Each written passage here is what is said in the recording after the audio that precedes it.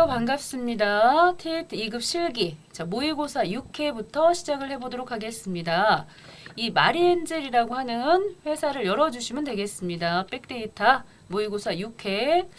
지금 시험 시간이 90분이고요. 시험 시간이 90분인데 처음 이론부터 풀면서 순서대로 작업하셔도 되지만은 이렇게 제가 만약에 본다 그러면 저는 인사급여 쪽부터 시작을 할 거예요. 점수가 25점입니다. 25점. 굉장한 점수지요. 실기 점수가 70점인데 그중에 인사급여가 25점이기 때문에 인사급여를 실수 없이 잘 해주시면은 합격할 수 있겠죠. 자, 1번에 보시면 사원 등록부터 나와 있습니다. 사원 등록. 자, 그 중에서도 인사급여 쪽에 오셔서 사원 등록을 들어갈 거고요. 자, 이때 보시면은 요 인사급여 쪽에서는 기본적으로 이게 사원 등록하는 문제가 첫 번째 등장이 보통 되지요. 점수는 7점입니다. 7점. 그런 다음에 사원 등록을 잘 맞춰주신 다음에 나오는 거가 바로 급여자료 입력이 나와요. 두 번째로. 그래서 2번에 급여자료 입력이 나오고 보통 3번에 연말정산, 근로소득 원천징수 영수증 작성하시는 문제 해갖고 도합 이렇게 세 문제가 출제가 되는데요. 그 중에 사원 등록을 딱 들어가서 보시게 되면은 자, 오늘은 금상호 씨에 대해서 이렇게 주민등록표가 나와 있습니다. 자, 요 주민등록표를 보시자마자 맨 처음에 하셔야 될 일이 뭘까요? 맨 처음에. 우리 충수 오빠, 맨 처음에 뭐부터 하셔야 될까요? 뭐지? 네. 자, 긴장하지 마시고 일단 금상호 씨인지 혹은 혹시 배우자 김영숙 씨하고 관련된 건지 그 내용을 먼저 봐야 되잖아요. 그래서 일단은 금상호 씨에 대해서 지금 사원 등록을 하는 거니까요. 금상호 씨가 세대주가 되겠죠. 그거 보셔야 되고요. 등본을 보여주면서 간혹 김영숙 씨 있거 김영숙 씨가 우리 회사의 사원으로서 등록해야 되는 경우도 있으니까요. 그거 한번 확인해 주시겠고 두 번째 해주셔야 될 거가 있다면은 이 가족관계 중에서요. 자, 이렇게 십자를 딱하니 그리셔가지고 어떻게 십자가 삐뚤어졌어요? 그 중에서도 가운데 부분이 누구다? 바로 나죠. 나. 금상호 씨입니다. 그러면서 위쪽은 뭐라고 불러요? 위쪽은 직계 비속, 존속. 위쪽은 직계 존속. 아래쪽은 비속, 그렇죠. 비속. 양쪽 형, 제, 형제자, 자매 이렇게 가는 것이고요. 옆에 배우자도 마찬가지죠. 가운데가 배우자고 위쪽은 내 입장에서 금상홍 씨 입장에서 장인장만 장모님 마찬가지죠. 직계 존속. 자, 아래쪽은 비속은 어차피 같으니까 안 그렸고요. 그 다음에 옆에로는 처형, 처제 뭐 해갖고 여기도 형제자매가 있겠군요. 이렇게 해당되는 분들을 고르셔야 됩니다. 그래서 제가 이 수업이 끝나고 나면은 이걸 보여드린다는 거죠. 보내드립니다. 카톡으로 다 넣어드리는데 그래서 맨 처음에 하셔야 될 게 외삼촌, 숙모, 고모, 이모, 형수, 죄수 이런 사람들은 처음부터 입력해서 아예 빼버리셔야 된다는 거죠. 쭉 올라가고 와서 보시면요. 이렇게 돼 있다는 거죠. 나를 기준으로 위쪽은 존속, 아래쪽은 비속, 형제, 자매, 배우자도 마찬가지다 라는 거죠. 그래서 여기서도 딱 보셔가지고 누구 빼버려야 된다. 맨 밑에 보시면 누가 보이세요? 외삼촌. 이런 분들은 아예 처음부터 입력을 하시면 안 된다는 거죠. 그런데 요 며느리도요. 며느리도 보시면은 없어요. 입력하는 대상이 아까 보셨잖아요. 그럼에도 불구하고 며느리를 입력하실 수 있는 어떤 경우에 며느리도 입력이 가능한지 충수 씨? 며느리 언제 입력하죠? 며느리? 장애인이요? 응, 장애인인데 자기 아들 있죠, 아들. 금기준이가 장애가 있을 때, 그때 며느리 또한 장애가 있을 때죠. 그래서 둘 다 장애가 있을 때만, 그때만 입력이 가능한 거죠. 그래서 이렇게 등본을 보시고 맨 처음에 하실 일이 입력하면 안 되는 사람들은 쫙 그어주시겠고요. 그리고 이제 와서 입력을 하시는 거죠. 일단 금상호 씨는 들어가죠. 있어요. 그렇기 때문에 금상호시는 들어가져 있고 그 중에서 이제 처부터 입력합시다. 여기다 배우자. 두 번 톡톡 찍으셔서 3번 이렇게 넣어주시겠고 이름은 김영숙. 김영숙. 우리가 지금 처음 시작했기 때문에 이렇게 한 판은 꼼꼼하게 짚어드려야 되거든요. 무조건 처음부터 종합정리할 수는 없어요. 이렇게 한 번은 정리를 해서 하면 되는 거, 하면 안 되는 거 그런 것들 따져야 되겠고요. 이때 장애 지금 보시면 자녀 중에 금기준이가 장애 2급이고요. 별도의 소득이 없어야 됩니다. 소득이 있으면 입력하시면 안 되죠. 일단 여기는 입력을 하실 수는 있지만 부로 넣어야 되겠죠. 지금은 이 자녀에 대해서 직계 비속 자녀는 몇 번이다? 4번이죠. 그래서 4번 넣어주시면서 짠짠 금기준 주민번호 860201 하나 6번 넣었어요. 처음에는 이렇게 부로 나오죠. 20세 이하 자녀이어야 되는데 20세가 훨 넘어가지고 부로 나왔으나 밑에 보시면 장애가 2급 있다 라고 돼 있었기 때문에 오셔가지고 장애로 고쳐주시면서 지금 이런 상황에서는 장애 밑에 메시지 창에 보시면 1번, 2번, 3번 중에서 몇 번으로 넣어주신다? 1번. 그렇죠. 장애인 복지법에 따른 장애인 해서 1번으로 넣어주시면 되겠습니다. 국가유공자는 2번, 항시 치료를 요하는 중증 환자면 3번 이렇게 간다는 거죠. 그 다음 며느리입니다. 며느리 같은 경우에도 보시면은 여기도 직계 일단 비속으로 넣어주셔야 되겠어요. 그래서 직계 비속은 비속인데 5번이 되겠습니다. 5번. 그래서 앞에 거는 이 직계 비속이지만 자녀인 경우였고요. 5번은 며느리이기 때문에 직계 비속 4번에서 뺀 나머지 5번으로 넣어주셔야 되겠지요.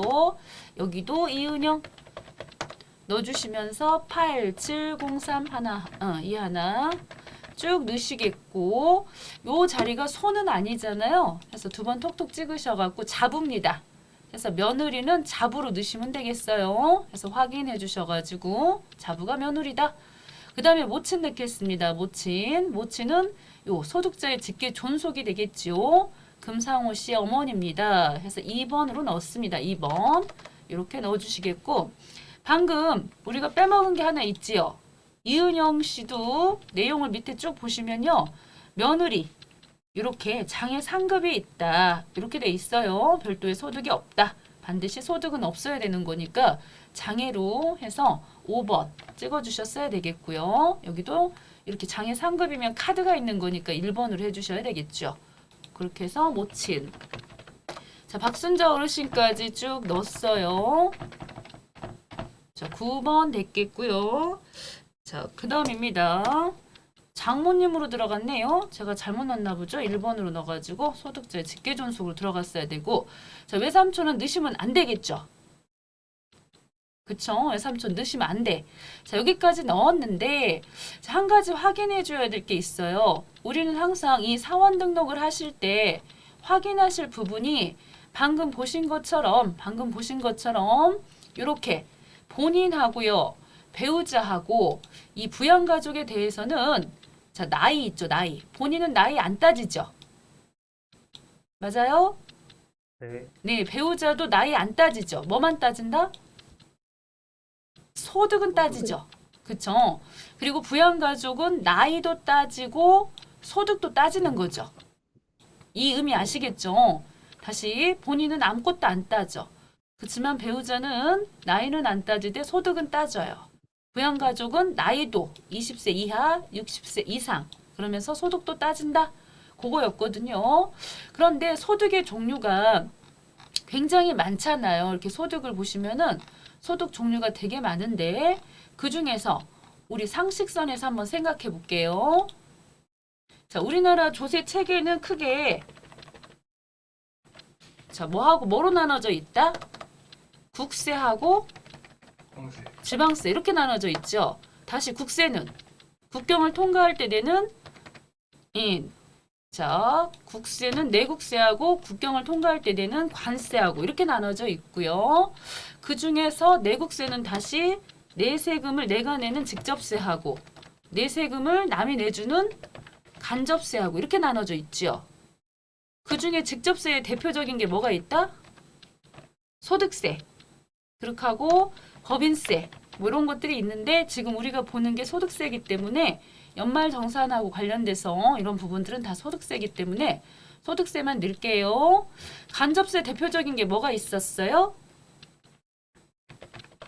부가가치세 해가지고 부가가치세 해서 자 조세 구조가 이렇게 돼 있는데 그 중에서 우리가 보려고 하는 거가 지금 요 부양가족에 대해서 소득에 대해서 따져보려고 하는 거잖아요. 이게 보시면 이렇게 소득에 대한 언급들이 있는데 이것도 한번 다 짚고 넘어가야 되기 때문에 부득이하게 이거 한번 짚어야 됩니다.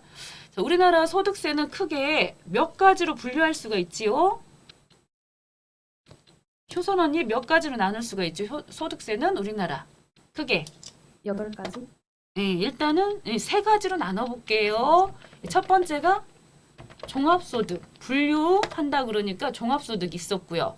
그 다음에 퇴직소득, 그 다음 양도소득 해가지고 크게 세 가지로 분류한다라고 하죠. 분류과세. 그래서 종퇴 양산 해갖고 옛날에는 살림소득으로 해갖고 소득세를 네 가지로 분류를 했었으나 지금 살림소득은 나무를 5년 이상 키워가지고 팔아서 발생한 소득에 대해서 세금을 내는데 그런 것들이 별로 많지가 않아서 살림소득은 나중에 이제 사업소득으로 합쳐져 버렸거든요. 그래서 일단 세 가지로 분류한다 이렇게 보시면 되겠죠. 그런 다음에 종합소득에는 몇 가지가 있어요, 충수 오빠? 종합소득 2, 배, 사, 근, 연, 기 해갖고 6가지가 있죠. 6가지. 그래서 이 종합소득의 2가 뭐다? 이자소득. 배는 양도소득, 배당소득. 사는 사업소득, 사업소득. 근 근로소득, 근로소득. 연 연금소득, 그쵸. 기 기타소득. 그렇죠. 이렇게 얘네들은 뭐라고 부른다? 분리과세라고 그래. 얘네들은. 그러니까 여기 지금 보시면요. 이 소득세는 크게 세 가지로 분류한다라고 그래. 분류. 왜냐면 퇴직소득 같은 거를 종합소득에다 합산할 수가 없어요. 퇴직은 예를 들어 10년 일을 했는데 10년 동안 일한 거에 대해서 소득이 발생한 걸 세금 내는 거고요. 양도소득도 마찬가지예요. 20년씩 살았던 그 집에 대해서 양도 차익에 대해서 세금 내는 거기 때문에 이 종합소득은 1년 거잖아. 1년 단위로 끊어지는 건데 거기다가 합쳐가지고 세금 낼 수가 없죠. 그래서 이렇게 분류를 하시는 거고 종합소득은 이자, 배당, 사업, 근로, 연금, 기타 이 6가지에 대해서 내가 만약에 근로소득만 있어요. 그러면은 연말정산함으로써 납세 의무가 종결되지만은 내가 근로소득도 있고 사업소득도 있다. 그러면은 나중에 5월 달에 종합소득 신고를 해야 되는 거죠. 이렇게 종합소득. 나중에 이렇게 종합을 해야 되는 거고 그 중에서 이제 이 6가지 중에서 이제 보는 거예요. 6가지 소득 중에서 이런 식으로 배우자 김영수 자 배우자가 상단에 있었어요. 처가 그랬는데 나이는 안 따지지만 배우자는 소득은 따진다 그랬잖아요. 그러면서 강연료 수입이 200만 원 있어요. 그러면은 이때 여러분들이 이 강연료 수입 같은 경우는 이 사람 입장에서 이걸로 계속해서 강연을 해가지고 먹고 산다 그러면 그게 사업소득이지만 어쩌다 한 번씩 강연해갖고 벌어들인 소득은 무슨 소득으로 봐요? 소득 그쵸. 기타 소득이고 필요경비가 얼마래요? 60%, 그러면은 40%만 과표니까 200에 곱하기 40% 하시면은 4, 2, 8 해갖고 80만 원밖에는 이 기타 소득 금액으로 안 잡히지요. 그래서 요 금액에 대해서 따져봐야 된다 그거예요. 그래서 그 금액이 조금 복잡하기 때문에 제가 이렇게 표로 만들어 놨어요. 자 보시면은 이렇게 조금 내려볼게요. 이렇게.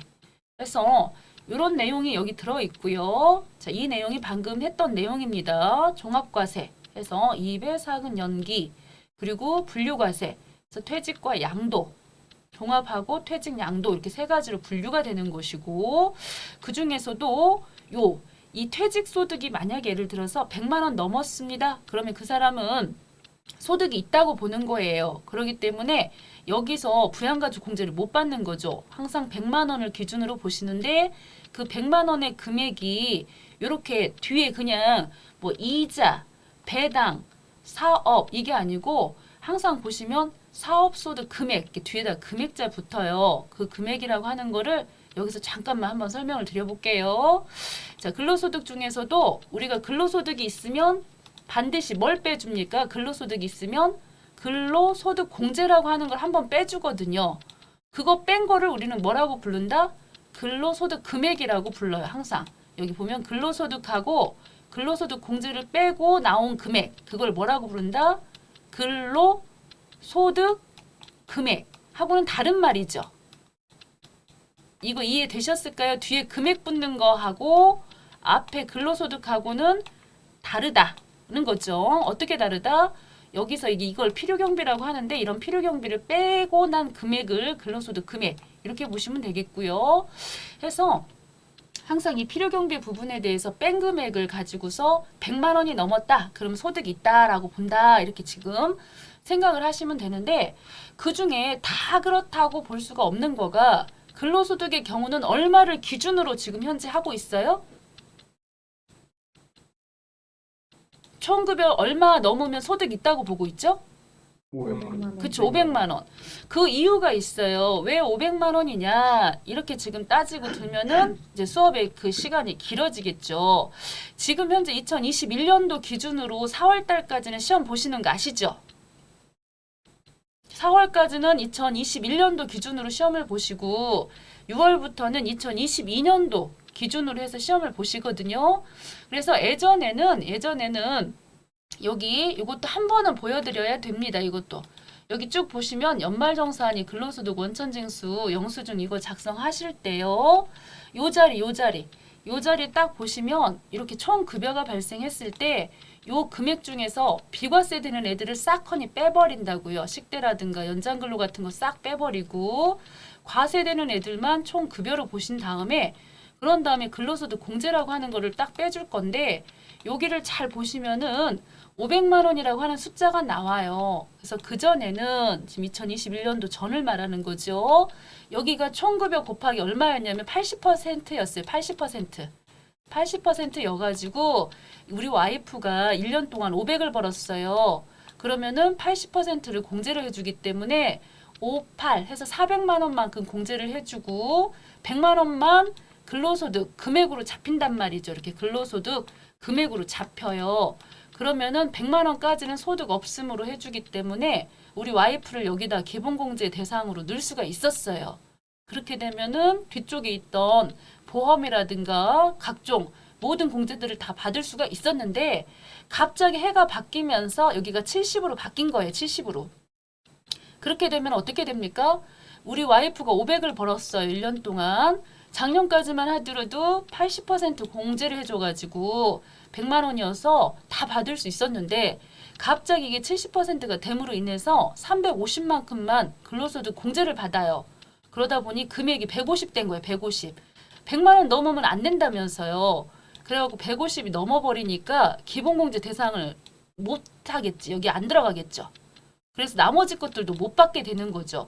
그래서 하도 저항이 심하기 때문에 한시적으로 그 급여에 대해서는 지금 얼마로 여기다가 지금 한시적으로 얼마를 기준으로 해놨다? 500이에요. 그래서 요게 이제 앞으로 바뀌었을 수도 있다는 거죠. 이제 이 부분이 이렇게 다 이제 공지가 되고 어느 정도 알려지게 되면은 바뀝니다. 그렇지만 아직까지는 500만 원을 기준으로 보시면 되겠죠. 그 다음에 일용근로자는 얼마를 벌든지 간에 다 분리과세로 봐요. 분리과세. 그래서 분리과세라고 하는 것은 이 일용근로는 20만 원을 내가 하루 일하고 벌었어요. 그러면 얼마만큼의 비과세 되죠? 15만 원. 그잖아요. 20만 원 하루 일당 벌었으면은 15만 원 그 자리에서 바로 비과세 처리해주고 5만 원 가지고 바로 2.7% 계산 때리면 세금 나오잖아요.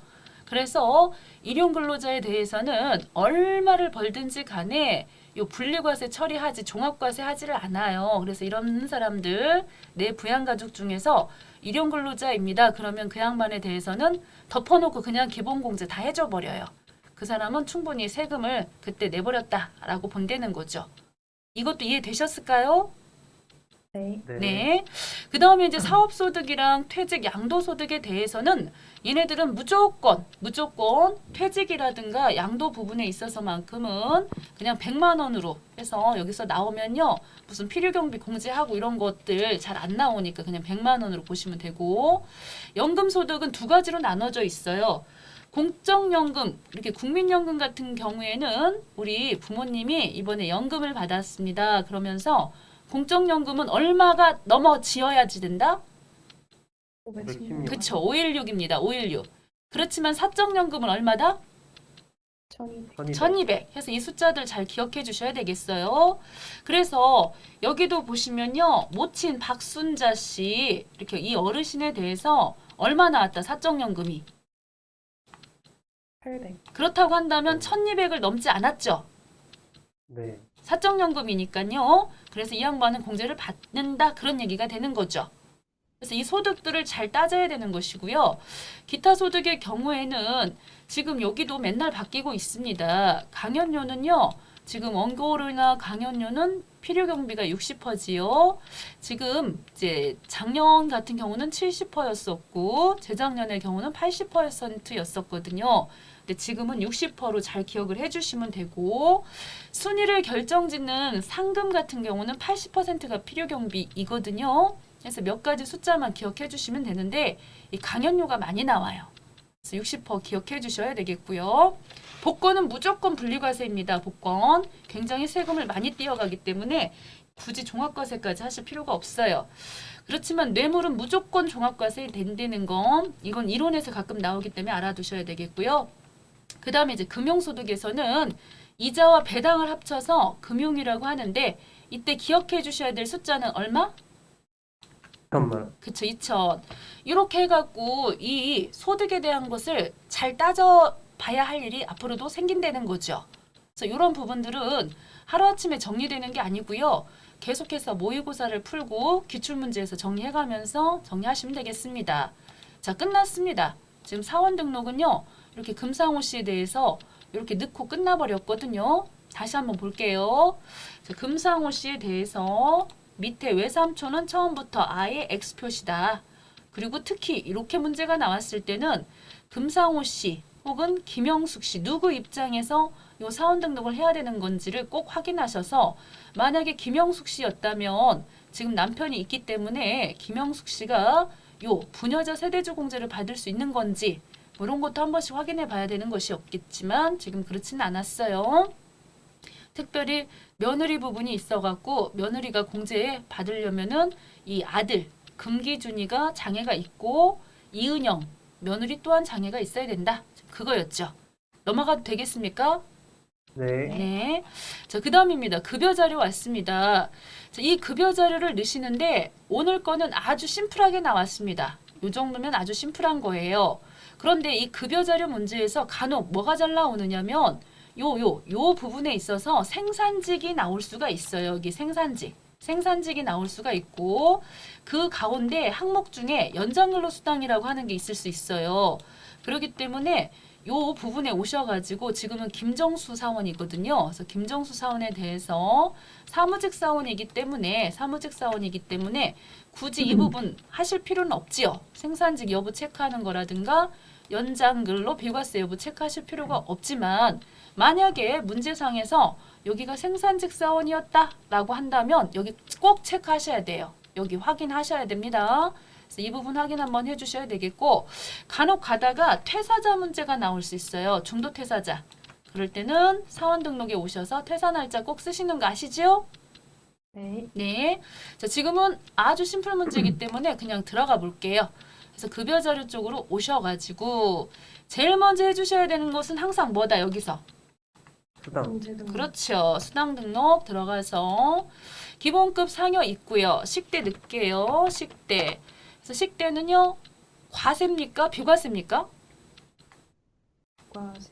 예. 비과세. 보통은 비과세인데 요거 꼭 확인해 주셔야 되는 거죠.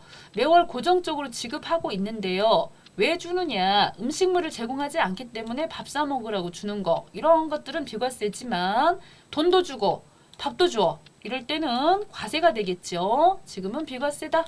그래서 비과세 체크해 주시겠고 여기서 금액 식대를 찍어 주셔야지 10만 원까지만 비과세로 체크가 된다는 거죠. 나중에 식대 여기 20만 원 있다면 나머지는 과세로 전환되도록 정확히 번호 찍어 주셔야 되겠죠. 짜자작작 왔어요. 통근수당. 통근수당은 지금 보시면 과세가 되겠습니다. 여기 부분에 자가운전 보조금 뭐 이런 게 들어 있었다고 한다면 내용을 보셔가지고 본인 소유 차량을 회사 업무에 이용하고 별도의 비용 받지 않았어야지 되는데 통근수당은 그런 내용이 아니고요. 지금 출퇴근이죠. 과세가 되겠습니다. 자격수당. 자, 과세지요. 자격수당. 세무사 사무실에 근무하시는 분들은 이 TAT 1급이나 뭐 전산세무 1급을 따면요. 이 수당 100만 원 한 번 지급된다고 그래가지고 많이들 준비하시더라고요. 이번 3월 달에는 법인세 납부를 해야 돼가지고 TAT 1급을 많이 신청을 안 하셨는데 그전 2월 달, 1월 달에는 신청을 많이 하셨어요. 그래서 물어봤더니 자격수당을 100만 원 준다고 하더라고요. 자, 금연수당은 과세일까요? 비과세일까요? 과세. 그렇죠. 그래서 우리가 이게 과세인지 비과세인지 간혹 헷갈리시는 경우가 있어요. 언제 헷갈리느냐면 두 가지입니다. 두 가지. 첫 번째가 이 비과세인지 아닌지 궁금하시면 여기 찍어보시면 돼요. 그래서 이렇게 보셔갖고 이 연장근로수당에 대해서 나올 때가 있는데 연장근로수당은 무조건 다 비과세로 넣으시는 거예요. 수당 등록하실 때. 왜냐면 앞전에 사원 등록 부분에서 거기서 확인하고 왔잖아요. 체크를 해주고 오잖아요.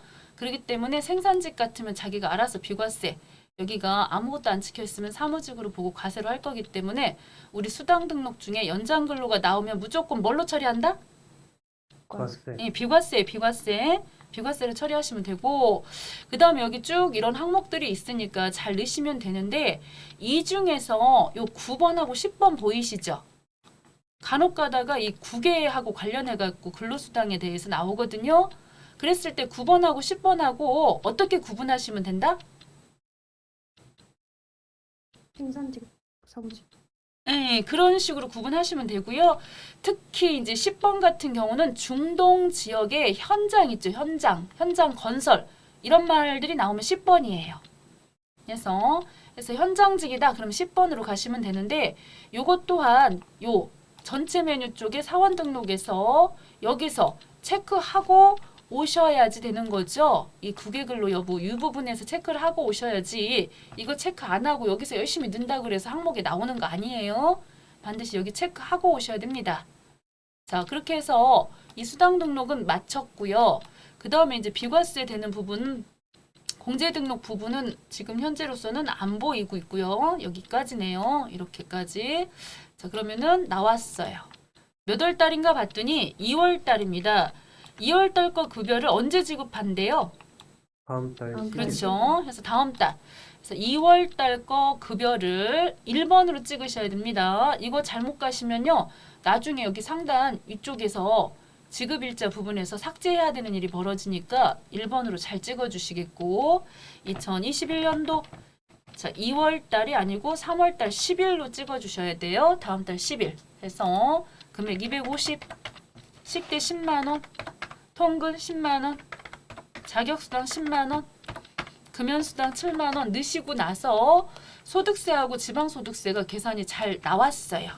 나왔고 그런 상태에서 여기 아래쪽에 보니까요. 요런 게 나왔네. 요런 게. 전월 미환급세액 22,000원 있고요. 그중에 2,000원이 지방소득세가 포함돼 있대요. 그 내용에 대해서 우리 원천징수이행 상황신고서 가셔야 되겠습니다. 짝짝 다 오셔가지고 맨 밑에 원천징수이행 상황신고서까지 오셔서 찍어줍시다. 2월 달 거를 지급을 언제 했느냐? 3월 달에 지급을 했다. 이렇게 찍어주셔야 되는 것이고요. 그런 상황에 보시면 64,740원 해서 여기는 소득세만 들어가기 때문에 지방소득세는 안 나와요. 이것만 잘 나왔고 그런 상황에서 맨 밑에 하단에 지금 보시면 전월 미환급세액이라고 그래서 요 자리가 되겠죠. 요 자리. 요 자리 부분에다가 입력을 해주셔야 되겠죠. 그래서 요 자리 부분에다가 꼭 넣으셔야 됩니다. 놓지 말고 얼마 넣어야 될까요, 충수 씨? 2만 원이요. 그렇죠. 이렇게 살아있네. 이렇게 2만 원 딱 넣어주시면 되겠어요. 잘 끝났습니다. 이것도 저장해 주시고 나와주시면 끝났다. 자, 3번 가볼게요. 자, 이번에 이제 연말정산입니다. 연말정산 부분에 있어서는 지금 이재하 들어가셔가지고 이재하 두 번 톡톡 찍으셔서 이재하 사원 넣어주셨어요. 그런 다음에 여기 지금 총 급여가 이 양반이 5천만 원 1년 동안 비과세 빼가지고 과세되는 소득만 5천만 원이고요. 근로소득 공제라고 하는 거 한번 뺐더니 근로소득 금액이 3,775만 원 나왔네요. 본인이고 배우자고 해갖고 다 공제받을 거 빼고 추가 공제도 받고 해서 얼마 세금 나왔는가 하고 봤더니 그동안의 세금이요. 결정세액이 이만큼 나왔어요. 160만 원 돈. 근데 그 1년 동안 190만 원 정도를 내가지고 지금 30만 원 정도 환급을 받아요. 그런데 여기 냈던 세액 있죠. 그거 다 환급받고 싶으니까 이제 어떤 준비들을 했는지 한번 봅시다. 첫 번째 쭉 오셔가지고 문제에서 얘네들을 풀 때 보시면요. 부양가족에 대해서 수정하라는 문구가 있을 수도 있어요. 수정 문구가 있을 수도 있기 때문에 가서 확인하셔야 되는데 요 전체 메뉴 쪽에 오셔서 사원 등록에서도 수정이 되지만 우리는 여기 소득공제 쪽 있죠? 세 번째 거. 여기 오셔가지고도 가능해요. 지금은 수정하라는 말 없었기 때문에 그냥 바로 내용 보시고 입력하시면 되겠습니다. 자, 본인이 있었고 표지민, 배우자, 직계 존속, 이채영, 이혜진 해서 이혜진이 특별히 잘 보셔야 되겠네요. 형제자매입니다. 자, 그 중에서도 현금 영수증 나왔어요. 이재하 본인 거죠? 그러면 현금 영수증 신용카드 쪽으로 오셔가지고 해서 신용카드, 현금 영수증 여기다가 넣으시는 건데 일반에다 넣으시는 거죠. 여기가 지금 신용카드냐, 이게 현금 영수증이냐, 여기가 뭐 직불이냐 이런 거 보시고 따라서 넣으시면 되는 거니까 1,620만 원. 만약에 회사 경비 쓴 게 있어요. 그러면은 당연히 그거 빼고 넣으셔야 되는 것이겠죠?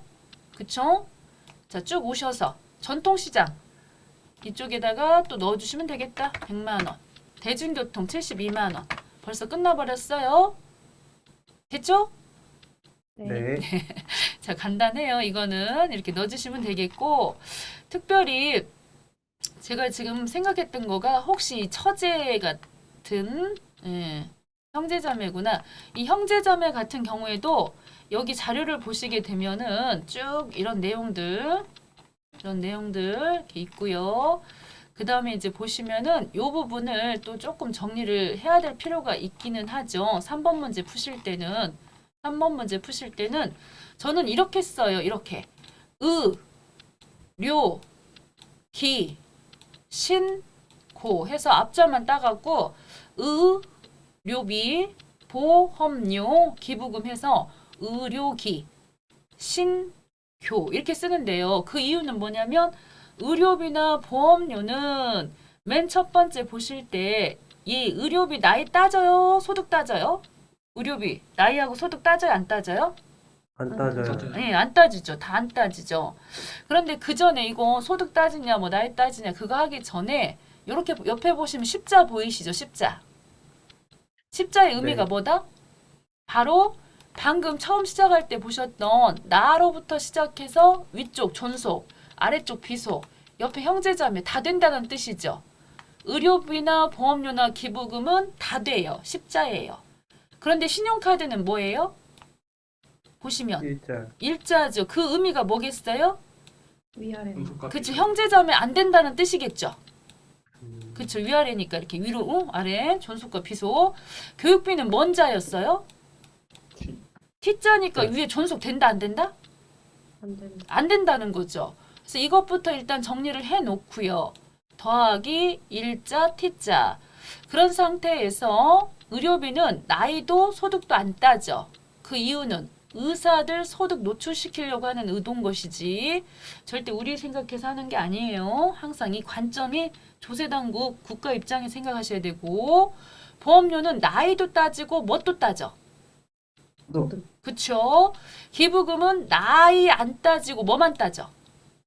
소득. 소득. 그쵸? 그래서 이 기부금을 비롯해서 밑에 신용카드 교육비는 다 나이 안 따지고 소득 따지는 애들이지요. 네. 자, 이렇게 하면 한 방에 다 정리가 끝났잖아요. 그랬는데 그 중에서 특별히 신경 쓰셔야 될 게 이 교육비 부분에 있어서는 반드시 이렇게 T라고 했으니까 존속 안 된다 그랬잖아요. 그랬는데 세법에도 눈물은 있어. 즉 인정이 있다고요.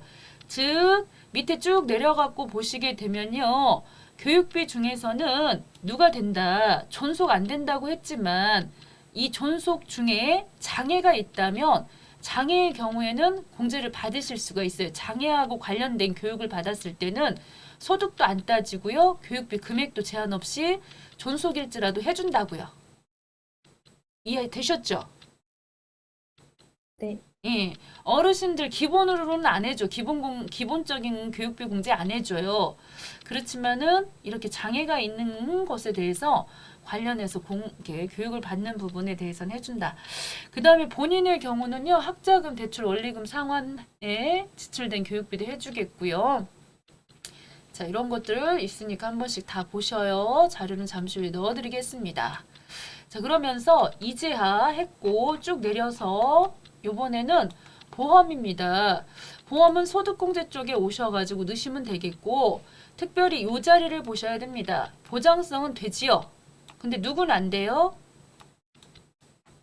저축성 안 되는 거 아시죠? 네. 네, 그래서 이 보장성 중에서도 여기 보시면 이해진이 돼 있어요. 그래서 이해진이 같은 경우에는 쭉 오셔갖고 보험의 경우는 십자였죠. 의료기 십자였잖아요. 그래서 이해진이 가능한 거고 쭉 오셔서 이게 지금 장애하고 관련돼 있으면은 이렇게 써 있다고 여기에 장애인 여기에 장애인 여기 써 있어야지 이거라고 아니에요. 그래서 이해진이가 장애가 있긴 하지만 보장성 쪽에다 넣으셔야 돼요. 엉뚱하게 여기다 넣으시면 안 돼요. 보장성 쪽에 여기다 넣으셔야 되고 항상 위쪽은 국세청 자료이기 때문에 태극마크 보이니까 위쪽에다가 쓰셔야 돼요. 금액은 80만 원. 금액은 80만 원. 이렇게 넣으시면 되겠어요. 됐죠? 네. 자, 그 다음에 교육비입니다. 지금 보시면 김미자 어르신 교육비잖아요. 학점은행제. 그래서 어르신은 교육비 공제 된다 안 된다? 안 된다. 안 된다 안 된다. 그랬잖아요. 장애가 있으면 모르지만 넘어가고요. 그 다음에 표지민이 같은 경우에는 기부금 나왔는데 표지민이는 배우자고요. 이때 정치자금은요. 누구 것만 공제가 되지요? 본인? 본인 그렇죠. 그래서 이 본인만 공제되는 애들 있죠. 그 부분도 한번 잘 보셔야 돼서 요렇게 보시면요. 정치자금은 본인만 공제가 되는 것이겠고 그런 부분들로 써놨어요. 그래서 본인만 가능한 공제는 정치자금, 주택자금, 연금, 대학원, 학자금, 대출, 원리금, 상환 이런 거는 본인만 된다라고 보시면 되겠습니다. 그래서 여기는 안 되고요. 이 법정기부금 쪽에 그 부분 해서 기부금 쪽으로 오셔가지고 두 번 톡톡 오셔서 아까 보셨지만 의료기 해갖고 기부금도 십자였잖아요. 그러니까 들어가요. 대상에 배우자 표지민이 넣어주시겠고 사업자 번호가 보이고 있으니까 13 자, 504 82 위에 건 안 되니까 뺐고요. 사업자 번호는 하이픈 안 넣어도 돼요. 세 자리, 두 자리, 다섯 자리는 이미 다 정해져 있으니까요. 영진전문대학교 유형은 법정이니까 밑에 하단 쪽에 찾으셔갖고 법정은 몇 번이다. 10번 코드가 되겠습니다. 건수는 한 건으로 넣으시고요. 기부금액은 30만큼 썼어요. 이때 태극마크 보여서 금전 쪽으로도 국세청으로 넣고 금전 넣으시면 되는 것이고요. 또 한 분이 있네요. 기부금 영수증. 그래서 이번에는 김미자 어르신 해서 두 번 톡톡 찍으셔갖고 김미자 어르신에 대해서도 기부금은 나이는 안 따지지만 소득은 따져요. 그렇기 때문에 아까 김미자 어르신이 기본공제 대상에 들어가 있었잖아요. 그래서 여기다 넣는 거예요. 만약에 소득이 있어가지고 부였다면 여기다 넣을 수가 없어요. 그런 다음에 여기도 자료 보시고 106 82 비영리단체 369 넣으셔서 해서 쭉 보시면 밑에 41번입니다. 종교단체는 41번으로 넣으시겠고 건수는 한 건으로 넣으시고요. 금액은 500만큼 나왔습니다. 그래서 500만 원 넣고 이때 쭉 보시면 여기 국세청으로 가야 된다 아니다. 아니다. 그쵸. 기타로 체크하셔야 되겠죠. 그래서 기타는 0번 되겠습니다. 이렇게 꼼꼼하게 하셔야 될 게 많아요. 자, 이걸로 기부금 끝났을까요? 더 할 게 있을까요? 더해요. 예, 기부금 조정 쪽에 반드시 와야 된다는 거. 이거 잊어버리고 그냥 가서 정산명세 가서 보시면요. 기부금에 대해서 하나도 반영되어 있지가 않아요. 아무것도 안 한 거나 마찬가지인 거죠. 반드시 오셔서 기부금 쪽에서 요 정산명세 보내기 찍어주셔가지고 두 건의 자료가 요 밑에 2번이죠. 이렇게 반영될 수 있도록 체크해 주셔가지고 실제로 가서 보시면 정산명세 쪽에 반영이 돼서 이렇게 들어올 수 있도록 해주시면 되겠습니다. 다 끝났네요. 이렇게 넣어가지고 얼마만큼 노력이 됐느냐. 아까는 환급 30만 원 정도 받을 수 있었는데 지금 127만 5천 원 정도를 받을 수가 있게 됐어요. 자, 이렇게 하시면은 끝난 거예요. 그래서 인사관리 쪽에 25점 문제를 이렇게 해결을 해주신 다음에 자, 그 다음에 이제 열심히 실기를 풀어주셔야 되겠죠. 자, 여러분들이 실기 중에서 제일 어려움을 느끼는 부분이 어떤 부분이신가요? 부속 서류 잘 되나요? 네. 네, 부속 서류 잘 돼가고 있어요? 아니요. 예. 자, 그래서 이 부속 부분이 제일 이제 문제가 되는 부분이긴 해요. 그래서 지난번에 지금 보니까 의제가 나왔더라고 51회에서. 그래서 이번에는 어떤 문제가 나올지 조금 생각을 해갖고 꼽아봐야 되겠는데, 자, 일단 닫아주시겠고, 마리엔젤은요, 항상 문제를 읽으셔야 돼요. 여기를 읽어주셔야 돼. 이거 그냥 지나가시면 안 돼요. 왜냐면, 요게 지금 식품 관련 제조업 및 도매업을 운영한다 그랬잖아요. 간혹가다 부동산 문제가 나온다 그러면 여기 임대업이 들어가 있거나 이런 식으로 앞에서 언급을 슬쩍 하고 들어가기 때문에 꼭 확인해 주셔야 됩니다.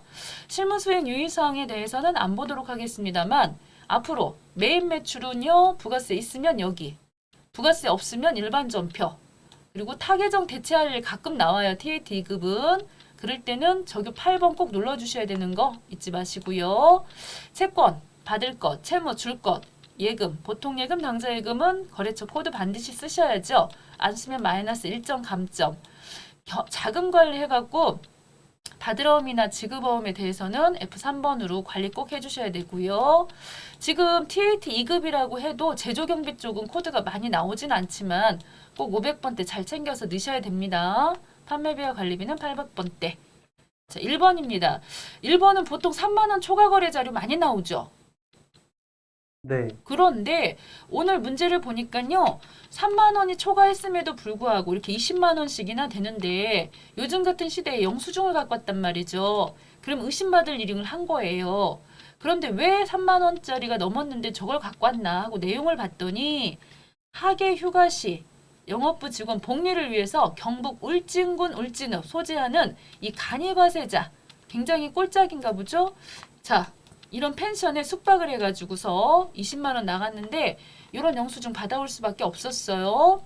지금은 간이과세자라고 해도 이번에 바뀌었어요.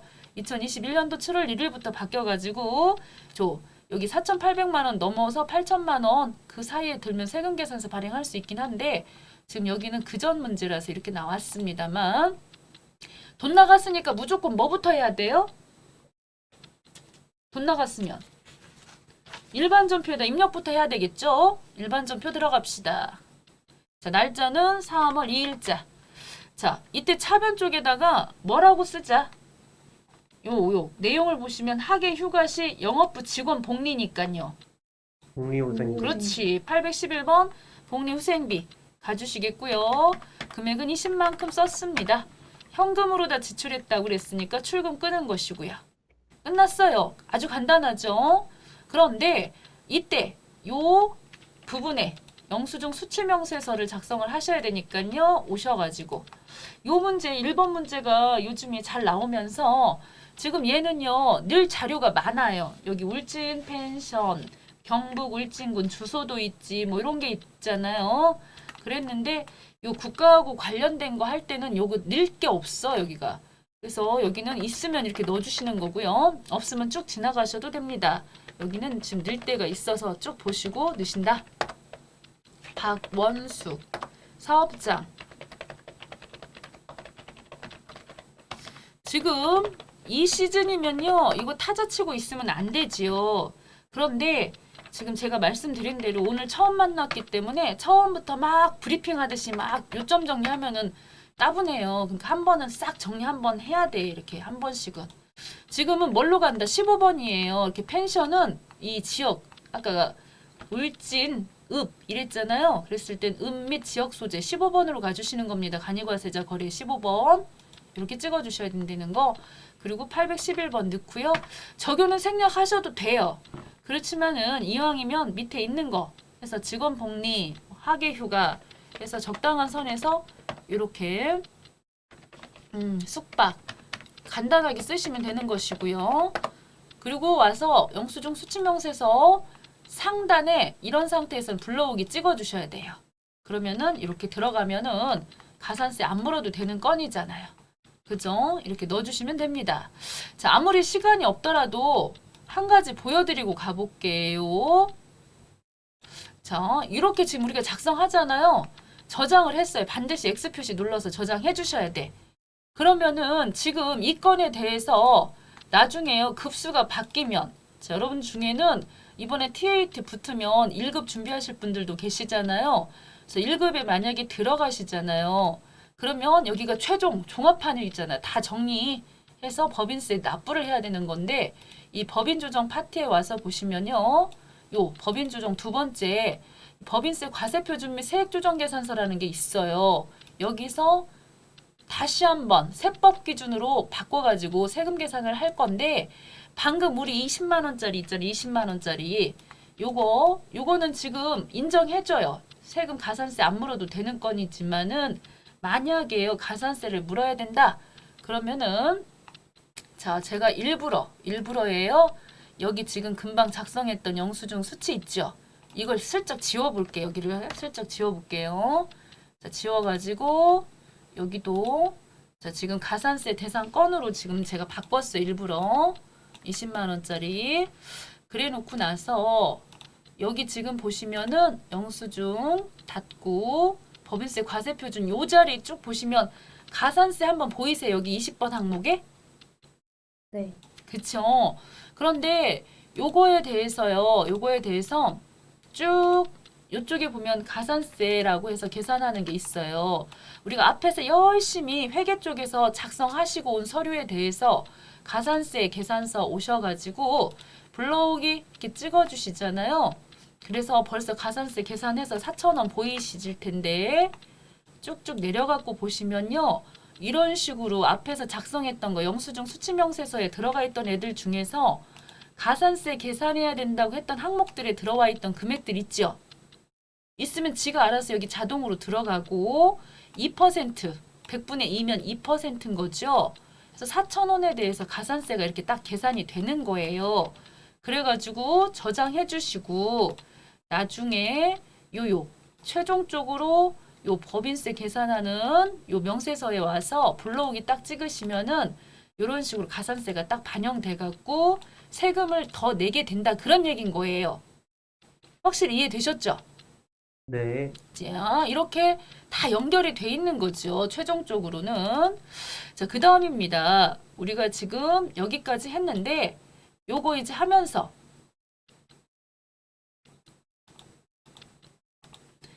자, 앞으로 요 부분 하면서 꼭 조심해야 되는 부분들 중에 여러 가지가 있겠지만 그 중에서 송금을 했다. 그럴 때는 이제 송금명세서 작성도 해야 되는 부분이 있을 것이고요. 내려볼게요. 정부 보조금 나왔습니다. 이 정부 보조금이 지난번 TAT 1급에서 정부 보조금 받은 거, 그 다음에 장부 보조금으로 자산 산 거, 그리고 나중에 결산할 때 결산까지 세 문제가 연타로 나와버렸어요.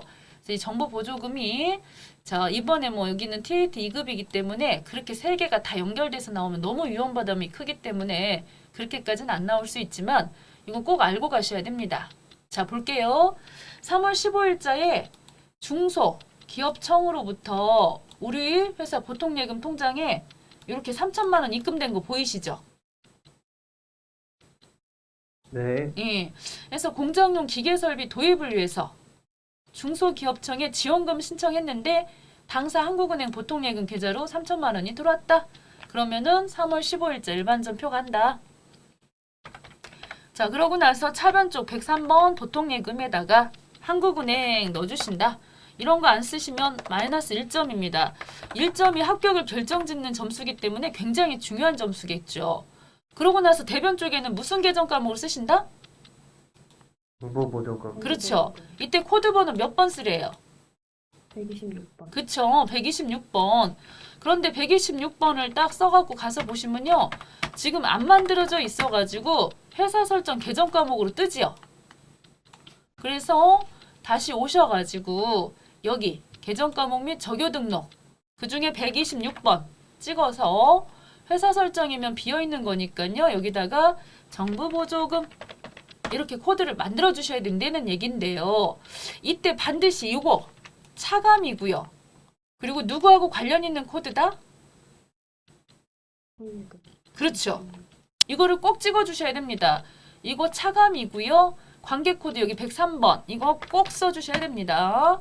그래야지 우리가 이렇게 정부로부터 보조받은 게 있어요. 그러면 차변 쪽에 보통예금 쓰시고 대변 쪽에다가는 원래 이제 103번이 보통예금이니까 104번으로 정부 보조금을 많이 써요. 그런데 요 가서 보시면은 104번에는 이미 임자가 따로 있어요. 이렇게 정기예금이 있어가지고 부득이하게 빈 거 찾다 보니까 126번으로 밀려난 거거든요. 이렇게 지금 됐단 말이죠. 자, 그래 놓고서 씁니다. 여기까지 다 됐으니까요. 다시 와서 보시면은 이렇게 조회 버튼을 눌러주셔야 되죠. 새로 고쳤으니까요. 조회 버튼 눌러주시고 끝났어요. 그랬던 것을 실제로 자산을 취득했답니다. 이렇게 5천만 원짜리 자동 포장기 샀어요. 그러면은 어디로 간다? 저 매입세 이거 세금 보이니까 어디로 가야 되겠어요? 매입 매출 전표. 그렇죠. 매입 매출 전표. 3월달 25일자 왔어요. 유형은 몇 번? 51번이죠. 51번. 예, 자동 포장기 쓰시고 이때 금액으로 5천만 원 쓰시고 세금 있고요. 거래처는 일진이겠죠. 일진기계. 전자입니다. 1번 찍어주시겠고 분계를 보시면은 이렇게 전액 다 지금 보시면 한국은행 보통예금 계좌에서 나갔다. 그랬기 때문에 일단은 3번 찍어주시고요. 차변에는 여기가 구입된 거가 요 자동 포장기니까 기계장치 몇 번입니까? 코드번호? 네. 그치 206번 기계장치 대변 쪽에는 103번 보통예금 해서 5,500 다 쓰시고요. 다시 오셔가지고 보통예금의 거래처는 뭘까요? 한국은행. 그렇지 한국은행까지 넣어주셔야 된다. 자, 이렇게 넣었어요. 그렇게 하고 나머지 이제 여기까지 해서 끝나는 게 아니라 보조금에 대해서 다시 관련 내역 일반 전표에서 마무리 이제 해주셔야 됩니다. 자 이렇게 정보 보조금으로 구입을 했으니까요. 금방 3,000이었었잖아요. 요것에 대해서 일반 전표 오셔갖고 차변 쪽에 126번 정보 보조금은 임무가 완성됐습니다. 그래서 3,000 빼주시고 대변에는 뭐라고 또 쓰셔야 될까요? 정보보조금. 몇 번 쓰셔야 될까요? 음, 기계장치 코드 번호가 방금 몇 번이었었죠? 106번, 그랬죠. 그렇다고 한다면 몇 번 쓰시는 게 맞다? 219번, 207. 그쵸. 그런데 207번에는 감상로가 있잖아요. 기계장치 거. 그래서 찾다 비어있는 거 찾다 보니까 219번이 비어있어서 거기에 이미 만들어진 게 있겠죠. 그래서 여기까지 왔어요. 자, 여기다가 일반 전표 가서 날짜는 언제 구입했느냐? 3월 25일. 그래서 여러분들이 지금 보니까 제가 보니까요. 굉장히 잘 이해를 지금 하는 걸로 보여지거든요. 자, 3,000. 그렇게 하고 여기 또 정부 딱 찍으시면 이렇게 219번. 네, 해서 3,000 이렇게 썼잖아요. 됐죠? 자, 이렇게 해주시면 되겠어요. 그런 다음에 여기하고 관련된 내용에 대해서도 또 자료 넣어드립니다. 이렇게 다 정리되어 있는 거. 그러면 방금 했던 게 이거잖아요. 현금, 보조금 수령시 현금. 여기다가는 이렇게 126번 현금의 차감 성격 이렇게 썼잖아요. 그 다음에 이제 자산 구입했으니까 유형자산 쓰고 이건 메인 매출에다 방금 입력하신 거고 일반 전표에 방금 이거 126번 그 그 다음에 여기 219번 이렇게 지금 넣은 거죠. 그 다음에 결산 시 분괴는 하라고 말이 없었기 때문에 안 했지만 여기서 나중에 이 119번은 나중에 이렇게 없어진다는 거 이거 알고 계시죠? 네. 예, 이거 안 해도 되겠죠? 자, 여기까지는 실기에서는 안 해도 됩니다만 일단 이런 식으로 해서 차감되면서 없어진다는 거죠. 자, 그 다음 가볼게요. 여기까지 해서 끝났고요. 자, 유가증권 매각 나왔습니다. 유가증권 매각. 간혹 가다가 유가증권 매각이 나오면 제일 먼저 관심 있게 보셔야 되는 부분이 뭘까요? 여기 봐야지, 여기. 항상 이게 단기 매매 증권인지 매도 가능 증권인지 이걸 먼저 봐야 되겠죠. 네. 왜 봐야 되죠? 달라서요. 달라서. 자, 일반 전표 4월달 20일자 왔습니다. 지금 문제를 잘 읽어보시면요. 굉장히 지금 속도가 빠르게 진행이 되고 있습니다. 자, 왜냐면은 한 세트를 끝내고 싶은 마음으로 가고는 있는데 될지 잘 모르겠어요, 일단. 자, 매도 가능 증권, 보유 중인 매도 가능 증권 처분을 했기 때문에 대변 쪽에다가 매도 가능을 쓰겠습니다. 4번 먼저 쓰고 매도. 자, 코드번호 몇 번 써야 되죠? 123이요. 178이에요. 8. 그렇죠. 178번인 거죠. 항상 이 매도 가능 증권은 투자자산 쪽에 있던 코드를 쓰셔야 되기 때문에 123번 거 쓰시면 틀립니다. 그래서 178번 거 써주시고 지금 현재 얘가요. 얼마짜리로 갖고 있었느냐면요. 2000 여기 지금 보시면 이거는 2021년도 4월 20이지만 우리 지난번 결산할 때 2020년도 12월 31일자에 1,500만 원으로 공정가치를 평가해놨기 때문에 내 장부에는 매도 가능 증권이 1,500으로 돼 있단 말이죠. 그래서 여기 1,500을 빼야 돼. 이렇게 1,500을. 이렇게. 그래놓고 이때 차변 쪽에요. 들어온 돈을 보시면 1,100만 원에 맡기신 요만큼의 지금 보통예금 통장으로 돈이 들어온 거죠. 이렇게 보통예금 한국은행.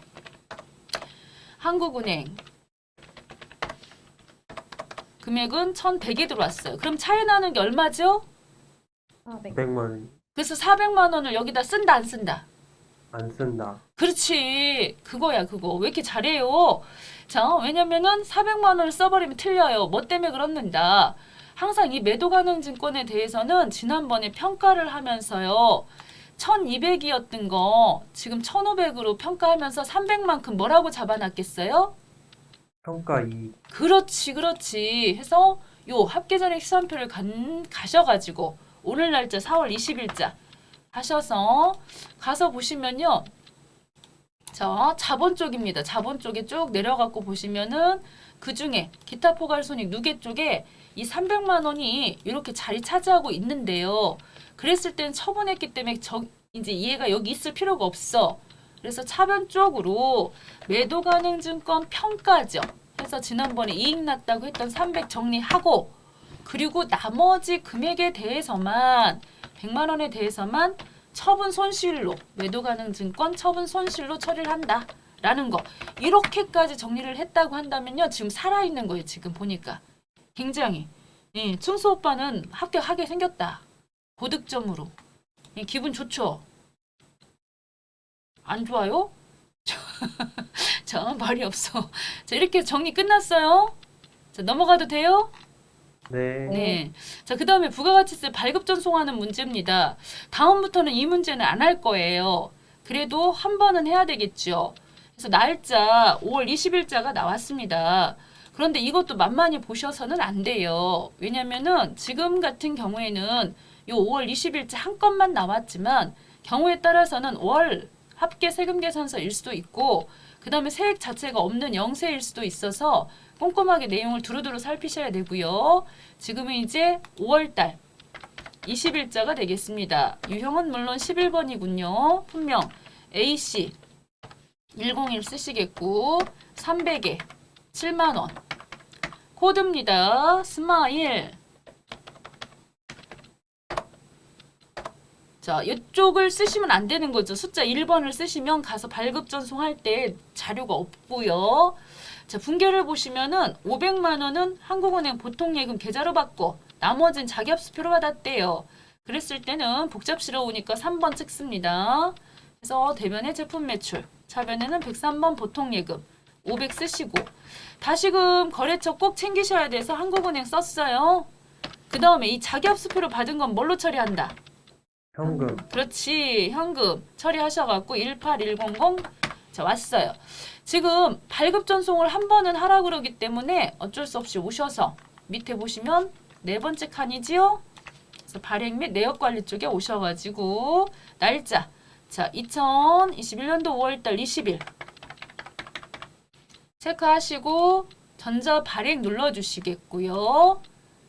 짜잔 발행 눌렀고요. 자 이때 전송은 언제까지 하시는 거예요?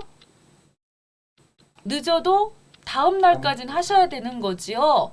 자 이런 쪽으로 발행 눌러서 끝났는데 제가 한 가지 여쭤볼게요.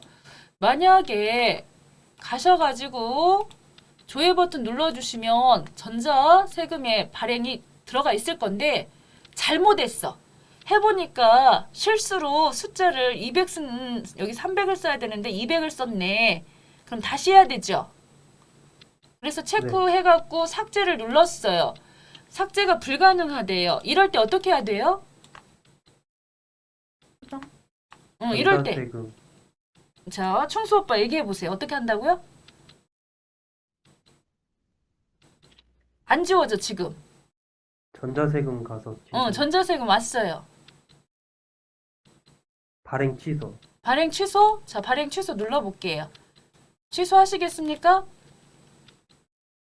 자, 지금 취소가 돼버리네. 취소 안 돼야 되는데. 이게 시간이 조금만 지나면 취소가 안 되거든요. 바로 눌러가지고 지금 된 거예요. 근데 이거 보통 누르면 안 된다고 나온단 말이에요. 그럼 그 다음에 어디로 가야 된다고요? 바로 파대기. 여기 로그인 해갖고 여기 지금 매출 조회 눌러보면 여기 한 건 있잖아요. 그것에 대해서 밑에 여기서 취소를 하시면 돼요. 네? 자, 그래서 아주 잘하셨어요. 또 타이밍까지 어쩜 저렇게 잘 맞니? 자, 좋으시겠어요. 자, 그 다음입니다. 이건 했다고 칩시다. 자, 그 다음 밑에 요 수정 있죠? 수정 중에서도 지금 보면 내용 중에 보니까 오늘 제일 쉬운 거 나왔어요. 이중 발급 나왔으니까 하나 지우면 되는 건이지요. 네. 예, 별로 어려운 거 아니잖아요. 매일 매출 전표 와가지고 6월 20일자. 그래서 밑에 거 체크하셔가지고 수정 눌러가지고 처리하실 건데 자, 여기서 한 가지 여쭤볼게요. 이 중에서 날짜를 고쳐야 되는 애들이 있어요. 날짜. 그 안에 들어가서 날짜 고쳐야 되는 애들이 있는데 몇 번이 날짜 고쳐야 되는 애들이죠?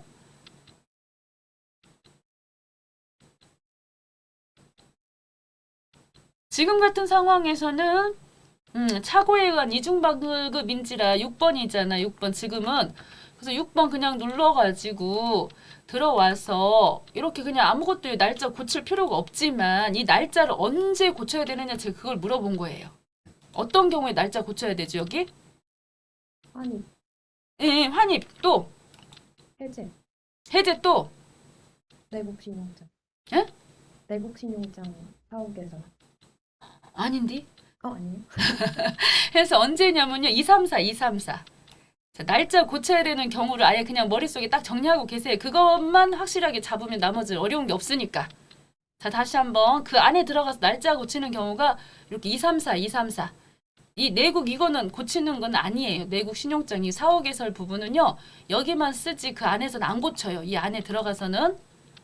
자, 그 다음에 한 가지가 더 있긴 해요. 그건 뭐냐면 기재사항 착오 중에서 요 착오 중에서 이때 작성연호를 바꾸는 거 금방 2번이 있었죠. 그때만 날짜 고칩니다. 자, 그런 예제가 아직 안 나왔기 때문에 지금 거는 그냥 오셔서 이중 발급 체크하시고 확인하시고요. 하시면 끝났고요. 가서 발급 전송까지 해주셔야 되는 거니까 그건 방금 해보셨으니까 넘어가도 되죠? 네. 네. 자, 이제 여기 나왔습니다. 우리가 이 부속 서류 중에서요. 제일 어려운 거 골라주세요 하면은 청수 씨는 뭐 고르실래요? 이 부속 서류 중에서 제일 어려운 거 하나 골라주세요. 그럼 뭐 고르실 거예요? 다 할만한가 보다. 그치. 효선 언니는 뭐 고르실래요? 저는 매입세액이요. 네, 매입세 불공제 중에서. 재계산? 그렇지. 자, 그런데 제가 지금 6회를 고른 이유가요. 처음부터 재계산을 하자니 예, 제가 정확히 지금 아직 잘 모르고 있거든요. 그래서 순서대로 골라봤어요. 순서. 제일 쉬운 게 요거 2번이죠. 이거는 54번 불공 넣으시면 다 알아서 집게 되는 것이고요. 그 다음에 안분이에요. 안분은 언제 작성하는 서식이다? 예정, 예정. 정사는요? 확정, 확정. 재계산은요? 확정. 확정, 그렇죠. 그래서 그 중에서 지금 이 난이도 순별로 돼 있는데 그 중에서 요거 3번 문제입니다. 안분 갖고 왔습니다. 안분. 자, 안분을 풀어보도록 하겠습니다. 3번을. 자, 내용을 보시면요. 내용이 어떻게 돼 있느냐. 7월 1일부터 9월 30일까지 7월 1일부터 9월 30일까지 자료예요. 그 중에서 우리 회사가요. 과세 사업도 하고요. 면세 사업도 하는 겸용사업장이에요. 겸용사업장이에요. 그런데 그 중에서 원재료를 구입을 했네요. 원재료를 구입을 해갖고 2,400만 원 구입을 해가지고요. 8월 31일 날 요거에 대해서 뭘로 처리를 했느냐면 매입 매출 전표 가볼게요. 8월 달 31일자 가가지고 입력도 안 해놨네. 자, 우리더러 입력을 하래요. 이렇게 지금 보시면.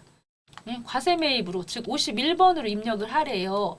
여기 2,400만 원만큼 구입을 하면서 원재료를 구입하면서 240만큼 매입세 공제를 다 받은 걸로 처리를 하라는 거군요. 51번으로. 자, 가서 해봅시다. 여기 와서 51번으로. 간혹가다 여기 불공으로 처리하라고도 할 수 있는 거예요. 그러니까 무조건 51인 건 아니니까 문제를 꼭 읽으시고요. 원재료를 구입을 했다. 그랬는데 2,400만큼 구입을 하면서 그중에 240만 원 내세금을 주고 왔죠. 그걸 부가세 대급금이라고 하죠. 그래서 거래처는 현성에다 주고 왔대요. 세금 계산서입니다. 전자죠. 법인은 무조건 요즘엔 전자니까 1번 찍고요. 분계에 대해서는 이럴 때는 맨날 외상만 나오죠. 그래서 외상거래 임역 문제를 많이 풀다 보면요. 여기 어떻게 해야 될지 바로바로 나오겠죠. 그래서 분계가 이렇게 됐다는 거죠. 차변에 원재료, 내세금, 부가세 대급금 240만큼 해가지고 우리는 이거를 다 공제를 받았단 말이죠. 그랬는데 이 원재료 가지고 어떻게 했느냐. 요걸로요. 이렇게 과세 제화도 만들었어. 요거를 매입세 공제를 받았을 때는 그 이유가 뭐예요? 매입세 공제 해준 이유가 뭐예요? 국가에서. 연세, 과세 제화를 많이 만들어갖고 부가가치세 그걸 많이 매출세액을 많이 내달라고 하는 의미였죠. 그랬는데 이걸 가지고 면세 제화도 일부 만든 거예요. 그러면 그 중에서 얼마만큼 안분해갖고 나눠갖고 여기 보면 7억 5천 분의 1억 5천 분에 해당하는 부분은 공제 못 튀어줘 그거잖아. 지금 안분 계산이라고 하는 의미가. 이해하셨나요? 네, 네, 240만 원 다 공제를 했는데 받았는데 그 중에 일부는 못 해준다 그거예요. 지금 다 이렇게 공제 받는다고 해놨는데요. 자, 그 다음입니다. 요거 작성을 하신 다음에 요 밑에 쪽에 매입세 불공 요거 가야 되겠죠? 내역서 왔어요. 그런 다음에 날짜 쓰겠습니다. 7월부터 9월까지 이렇게 날짜를 쓰시고요. 이 안분 이쪽에 들어오셔서 두 번 톡톡 계산식을 찍으시고요.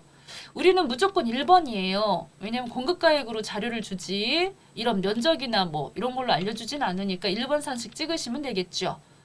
자, 불러오겠냐고 하면 뭐라고 할까요? 확인해 주시면은 자료가 불러와지겠습니다. 자, 틀리면 이거 보고 고치면 되는 거니까요. 구분은 원재료라고 쓰셔도 되고 생략하셔도 상관없습니다. 공급가액은요. 방금 보신 것처럼 2,400. 세액은 240만 원이고 그 중에 전체가요. 이렇게 과세분과 면세분 매출 합계 금액이 7억 5천인데 그 중에 면세가 차지하는 게 1억 5천이다 해서 전체 7억 5천 분의 1억 5천에 대해서 나눠보니까요. 48만 원만큼에 대해서 뭐가 나왔다? 불공제, 그렇죠. 공제 안 해준대요.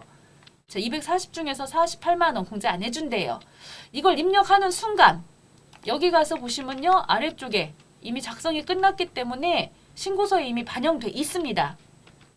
문제 보시면 공통매입세액 안분 명세서 작성하라고 했고 신고서 반영 이미 돼 있고 그렇지만은 우리는 가야 돼요. 저장하고 이 화면 닫아야 됩니다. 이 화면 띄워놓고 가시면 안 돼요. 그렇게 하고 신고서 가셔가지고 7월 1일부터 9월 30일 찍어서 가보시면은 짜잔짠짠 해갖고 이렇게 여기 공제받지 못할 매입세액 부분에 48만 원이 들어가 있어요. 이렇게 들어갔다 나와야지 X표시 누르면 저장하라고 뜨고요. 그렇게 하고 채점위원들이 여기 들어가가지고 채점을 할 때 이렇게 이제 눌러갖고 보시면은 요 멘트가 떠야 돼. 이 멘트가. 그런 사람들은 들어갔다 온 거예요. 여기 반영하라고 그랬다는 얘기가. 그 다음에 마지막 뭘 해주셔야 된대. 마지막 9월 30일자로.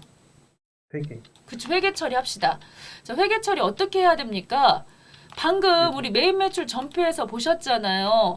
실컷 날짜요. 8월 31일자에 차변에 원재료 쓰셨죠? 네. 이렇게. 그렇게 하고 차변에 뭐라고 돼 있었었죠? 가스, 대금. 그쵸. 부가가치세 대급금 해갖고 내 대신 네가 내라 하고서 240만큼 이렇게 있었었는데 자 이렇게 있었었는데 이 중에 공제를 못 받는다고 했잖아요. 그래서 오늘 과세기간 종료일자인 9월 30일자에 대변에다 뭐 쓴다? 부가세 대급 그쵸. 부대금. 얼마를? 48만. 그렇죠. 그렇게 하고 차변에는 뭐라고 써줘야 될까요? 원질. 그렇죠. 원재료. 너무너무 잘하셨어요. 오케이. 자, 이렇게 하셔서 요 분계를 일반 전표에다가 가서 해주셔야 된다라는 거예요. 얼마나 쉬워요? 어렵지 않죠? 안분. 자, 다음번에는 정산 나올 거고 그 다음번에는 재계산 나올 거예요. 하나도 어렵지 않아요. 얘네들은 이미 이런 문제 나온다고 써 있었어. 이게 대변이 아니었기 때문에 여기다 8번 넣으시면 안 돼요. 대변으로 이렇게 써야 되는 경우가 있잖아요. 그 경우는 어떤 경우다? 반품이 돼서 나간 게 아니잖아요. 지금 이 경우. 우리가 해놓은 건 아니지만 앞에서 이미 해놓은 문제이긴 하지만 대변으로 8번을 써주셔야 될 때가 있어요. 원재료 나갔을 때. 그때는 타개정 대체라고 할 때 쓰시는 거고 지금은 우리는 여기다 차변이니까 쓰시면 안 돼. 스페이스로 깔끔하게 지우시고. 대변 쪽에는 135번. 오케이. 자, 됐죠? 네. 자, 그 다음입니다. 의제 가겠습니다. 자, 의제를 보실 때는요, 어떤 내용으로 보셔야 되느냐면, 맨 첫 번째, 여기를 잘 보셔야 돼요. 문제를 보실 때, 요 부분에서 요율이 104분의 4짜리인지 106분의 6짜리인지를 보셔야 돼요. 그래서 첫 번째, 중소기업 제조냐. 이렇게 중소기업 제조냐. 그러면 104분의 4예요. 자, 의제 매입이라고 하는 거. 의제의 뜻은 다 아시죠? 의제 뜻이 뭐예요? 뭐가 이렇게 어려워요? 의제는 본다 그런 뜻이잖아요. 매입 세액으로 본다 그런 뜻이죠. 의제가 본다예요. 우리나라 말로. 좀 어려운 말로 그러면 간주예요. 간주. 매입세액으로 간주한다 그런 뜻이에요. 즉 우리가 배추 같은 거 사갖고 왔을 때 배추 사갖고 왔을 때 농축수임 해서 농산물 부가세 있다 없다? 면세제화니까 농산물 부가가치세가 없잖아요. 네. 그죠? 그래서 우리는 사갖고 왔을 때 이런 무니, 배추니 이런 거 사갖고 왔을 때 마늘이니 이런 거 사갖고 오면서 부가세 주고 온 적이 없어요. 그런데 이 배추를 가지고 뭘 담아? 김치. 김치를 담아갖고 과세제화로 지금 만들어서 포장김치 해갖고 부가가치세를 만들어서 매출세액을 지금 납부를 해줘야 되는 사업자잖아요. 그런데 한편으로 보면은 열받는다는 이거지. 왜 열받아? 우리 거 공제 하나도 안 해주잖아. 우리는 주고 온 게 없으니까 당연히 공제 안 해주죠. 근데 사업자라는 이유로 인해 갖고 열심히 매출세액 만들어서 국가에다 납부를 해야 되니까 하기가 싫어. 이런 거 신고해주기가 싫어요. 그러니까 국가에서 뭐라고 꼬시는 거예요? 너희들이 구입한 금액의 일부분을 매입세액으로 봐줄게. 그거잖아. 이해되셨어요? 네. 예. 그래가지고 그 중에서도 중소기업 제조면은 몇 분의 몇을 해주고 4분의 104분의 4를 해주고 만약에 여기가 이게 중소기업 제조가 아니고요. 법인 음식점이 있어요. 법인 음식점, 법인 음식점 그런 데는 106분의 6을 해주고요. 그래서 요율표가 딱 있죠. 요율표 발음도 제대로 안 되네. 자, 해가지고 지금 여기는 발음이 이제 때가 됐나 보다. 자, 104분의 4죠. 원래는 요거 1시간 하고 잠깐 쉬었다가 와서 조금 자, 여기 지금 이렇게 내용을 보셔가지고 1번, 2번, 3번 자료에 대해서 검토를 하셔서 의제 매입세 공제 요건을 갖췄다. 그러면은 매입 매출 전표에다 입력을 하시라고 그랬고요. 나머지는 일반 전표에다 입력을 하라고 그랬어요. 그래서 이럴 때가 여기서 힌트를 다 주고 있는 거예요. 만약에 다 요건 갖췄다. 그러면요. 이 말이 아예 없어요. 여기. 매입 매출 전표 입력하고 이렇게 말한다고요. 그랬는데 여기는 벌써 요 문구가 있다는 얘기는 세 가지 건 중에 한 가지는 일반 전표 까매라는 얘기죠. 그럼 어떤 것들이 일반 전표 까미냐? 그래서 내용을 잘 보시면요. 이렇게 지금 중소기업 제조잖아요. 그랬을 때 이 배추 있죠. 이렇게 계산서로 구입한 건에 대해서 사업자, 한일농산이라고 하는 이 사업자에게 구입한 건에 대해서는 요거는 매입 매출 전표에다 입력하시면 됩니다. 유형은 몇 번을 입력하시면 되죠? 계산서니까 몇 번? 53번. 잘 이게 지금 뭘 넣어야 될지 모르겠어요. 그러면은 11월 11일 유형을 딱 찍어가지고 요거 참고적으로 보시고요. 이렇게 보시면 되고요. 두 번째 거는 무구입을 했는데요. 신농부예요. 이럴 때는 사업자가 아니기 때문에 면세 재화를 구입하고서 지금 면세와 관련되는 건 53번이잖아요. 매입. 구입하고 관련되는 건 매입이고요. 그중에 53번은 계산서고요. 쭉 가보면 58번은 카드로 구입한 면세인 거고요. 60번이 바로 명건이에요. 명건이라는 얘기는 면세는 면세인데 영수증 같은 것들을 법에서 정해놓은 적격증빙 있지요. 그런 것들 안 받았을 때는 60번인 거죠. 그리고 62번은 현금 영수증 면세니까 우리는 지금 이 상황에서 이 신농부 거는 몇 번 넣어야 된다? 60번. 60번 넣으시면 되고요. 그 다음에 쭉 오셔가지고 마지막 항상 3번이 문제인데요. 마늘 샀어요. 마늘 어디서 샀느냐? 킹마트. 마트는 사업자거든요. 그랬는데 영수증을 갖고 왔단 말이야. 이런 영수증. 신용카드도 아니고 현금 영수증도 아니고 이런 그냥 금전 등록기 찍은 이런 영수증 갖고 왔을 때 이거는 공제를 못 받아요. 그래서 이것이 몇 번으로 이것이 어디로 간다고요? 일반 전표. 이게 일반 전표 까민 거죠, 이게. 그래서 항상 의제가 나왔을 때는 이 부분을 첫 번째 보셔야 될 게 중소 제조냐 이걸 보시는 거고 만약에 이게 법인 음식점이었으면요. 법인 음식점의 경우는 이 개인에게 구입한 거 이거 공제 못 받습니다. 물론 이것도 공제 못 받지만 이것도 공제를 못 받는다는 거. 네? 요율은 106분의 6이고 이게 공제 못 받는다는 거. 그것만 주의하시면 되는데 제가 봤을 때 의제를 그렇게 별로 그렇게 중요하게 제가 생각을 안 하고 지금 가는 이유가 지난번 51회에서 나왔다. 그거거든요. 그렇다고 해서 또 이번에도 안 나온다라고 장담을 못해요. 왜냐하면 지난번에는 예정께 나왔어. 근데 오늘 거는 확정거 잘 안 나오거든요. 근데 확정께 나왔어요. 그럼 확정권 좀 어려워요. 자, 해볼게요. 자, 첫 번째입니다. 자, 일단 입력부터 하셔야 됩니다. 11월 11일자 매입 매출 전표 오셔가지고 계산서니까요. 면세제와 구입했구만. 53번이죠. 53번. 분명 배추. 여러분들은 제가 볼 때 입력 안 하시는 것 같아요. 맞아요? 저만 입력하고. 못하고 있어요. 그래도 괜찮아요. 어차피 이거 영상 올려드리면 그때 천천히 하시면 되니까. 지금 듣고. 자, 그 다음에 코드는 한일농산. 원래는 천천히 하면서 같이 해야 되는 게 맞아요. 근데 그럴 여유가 없어요, 지금. 그리고 분계 부분에 있어서는 외상 미수금 떴잖아요. 그래서 우리 회사가 이 문제에 한해서는 요거 가지고 이게 원재료가 되는 거기 때문에 2번 찍으시면 돼요. 원재료였을 때 외상이면 이렇게. 자, 여기서 결정적인 한 방이 있는데 뭘 해주셔야 되죠? 덕역. 그렇지. 오빠 너무 좋아, 너무 좋아. 자, 이 원재료 저기 몇 번 넣어야 돼요? 6번. 그렇지, 6번. 해서 요 의제 매입이라고 정확하게 딱 찍어줘야 돼. 이렇게 찍어 주시고요. 그래야지만이 요 의제 매입세 공제 신청서에 반영되는 거니까요. 그 다음입니다. 여기 두 번째 왔습니다. 날짜는 12월 13일자입니다. 그래서 12월 13일자 이렇게 써주시겠고 요거는 60번 명건인 거죠. 본명은 무가 되겠습니다. 그래서 수량과 단가는요. 이왕이면 있으면 넣어주시면 좋아요. 이런 거 꼭 넣어야 되냐 그러는데 의제일 때는 넣어주셔야 됩니다.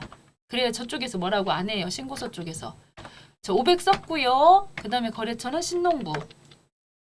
그리고 전자 아니니까 지나가시고 다음 달까지, 다음 달 10일까지 그랬기 때문에 요때도 마찬가지입니다.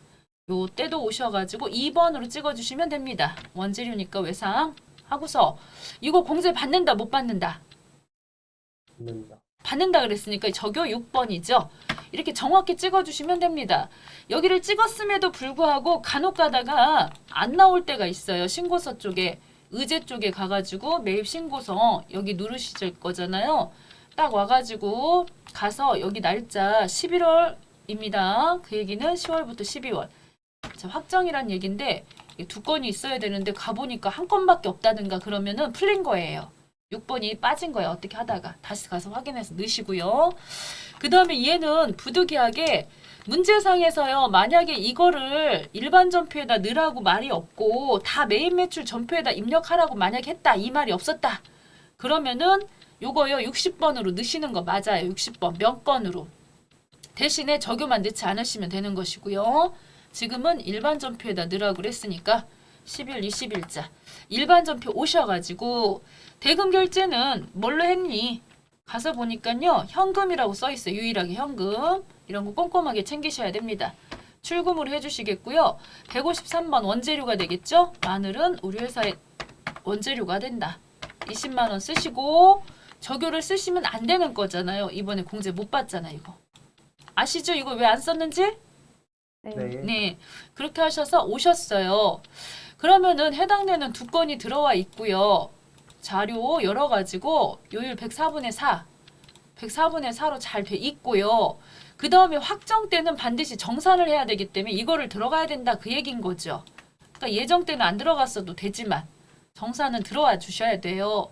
그래서 이 한도 계산을 해주셔야 되는데 첫 번째 1번 한도가 있고요. 2번 한도가 있어요. 그래서 1번 한도는 과세기간, 과세표준 및 공제 가능한 금액이 있는데 이 자료 다 알려주니까 이거 보고 넣으시면 돼요.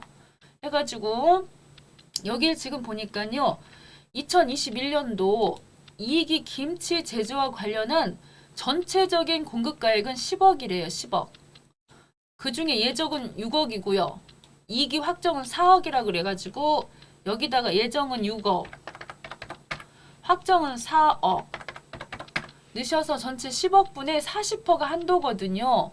그래서 여기 4억이 지금 한도로 1차 자 한도로 이렇게 4억이 들어가 있고요. 그 다음에 두 번째 줄입니다. 이 줄에다가 이 과세 표준 및 공제 가능한 금액 그랬는데 여기 보시면요. 이렇게 또 금액이 들어가 있습니다. 예정 신고 시 면세 매입 금액, 의제 매입세 공제 뭐 이런 게 다 자료가 나와 있어요. 그래서 요 예정 신고 시 면세 매입 금액을 단기 매입 금액을 298, 480 이렇게 넣어 주셔야 되고요. 확정권은 방금 우리가 넣고 왔기 때문에 지가 알아서 매입 금액이 들어가요. 이렇게 들어가요. 그래서 우리는 요 2기 예정 거 면세 매입 금액만 넣어 주시면 돼 가지고 둘 중에 18번 하고요. 이거 하고요. 금방 19번 요 금액 하고요.